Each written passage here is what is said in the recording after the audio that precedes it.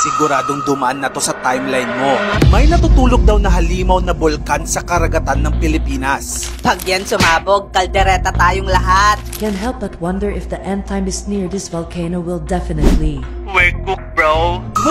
Wait muna. Dahil sa mga nagkalat na post na yan, marami tuloy natatakot at nagpapanik. Ganito ba talaga kalaki ang bulkan na ito? Kumalma ka. Ifa-fact check natin kung totoo yan. Sa unang tingin, pang-viral yung mga headlines ng mga posts gaya ng Apolaki Caldera, the sleeping giant beneath Philippine seas. Mas malaki pa raw sa Yellowstone. At ito pa ang mas nakakatakot. Pwede daw sumabog ulit anytime. Sa unang basa mo ng mga post na yan, talagang matatakot ka. Ayon sa mga chika nila, sinasabing may napakalaking bulkan daw sa ilalim ng Philippine Rise na dati ay Benham Rise. May nagsasabing 150 kilometers daw ang lapad nito. Mas malaki pa raw sa Yellowstone sa Amerika. Ang sabi pa nila, sleeping giant daw ito na pwedeng gumising ulit. Pero kung susuriin mo ang mga nagkalat na post, maraming detalye ang exaggerated at over-sensationalized para humatak ng reaction sa mga netizens. Sabi nga ng iba, fear-mongering na daw ito.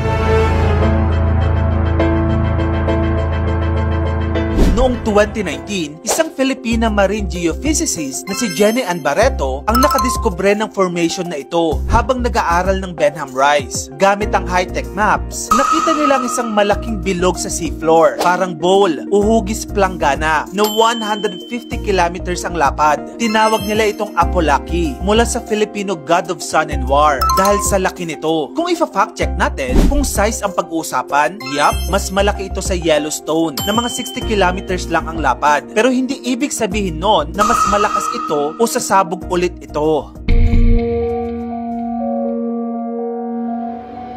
Sabi ng mga scientist, matagal nang tulog ang Apolaki Caldera. As in milyong-milyong taon nang walang activity. Estimated na huling gumalaw ang area na yan nung Eocene epoch pa. At alam mo ba kung ilang milyong taon na yan? 30 to 47 million years ago. Ibig sabihin, sobrang tagal na. At wala nang senyales ng bagong pagsabog. Kaya yung mga post na sinasabing delikado o ticking time bomb, hindi totoo yun. Fake news. Walang monitoring data, walang usok, walang init na lumalabas mula rito. Kumbaga, fossil na lang siya ng dating bulkan at hindi na monster na natutulog na gaya ng sinasabi ng mga post na ito. Sa kabila ng fear-mongering post na ito, maraming mga netizens ang hindi nagpapaloko sa mga fake news ngayon. Gaya ng isang post na ito na kinumpare yung true size of Apolaki Caldera o yung nilagay na bilog ng mga viral post. May mga nag-comment naman gaya nito. Sabi niya, the image you use to present your thought doesn't match to the real caldera that truly exists today.